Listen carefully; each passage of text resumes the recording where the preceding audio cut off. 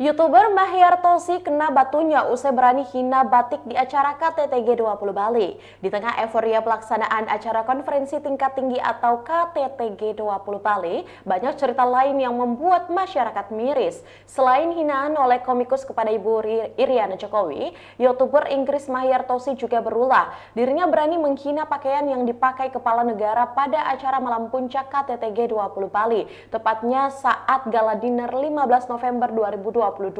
Kala itu seluruh pemimpin negara mengenakan pakaian kain batik khas Indonesia. Terkait hal itu, Mahyar kena batunya. Dirinya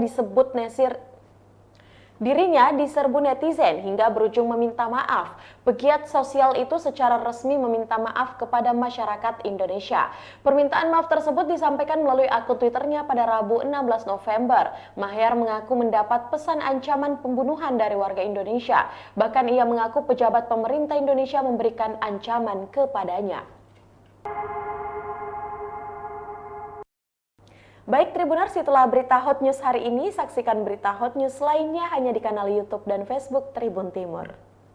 Terima kasih sudah nonton. Jangan lupa like, subscribe, dan share ya.